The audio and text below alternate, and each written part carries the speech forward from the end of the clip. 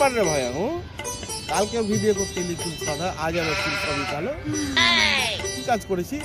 সেইগুলা খেয়ে চুল আজকে তো কি আর করবো রে ভাই, আমি গোদরেজ কোম্পানির বারগান্ডি দিয়েছি, যেগুলা সাদা ছিল সেগুলা কালো হয়ে গেল। আর কালোটা কালো থাকলো। মানতে হবে বস, তুই কিন্তু চুলের যত্ন করিস। তবে যত্নর কথাই বলিস তো। আবে যতদিন ধরে আমার জ্ঞান হয়েছে, ততদিন ধরে আমার চুলে সাবান, শ্যাম্পু, গানিয়ার যত যা হাবি টাবি লাগে সবই মেখেছে।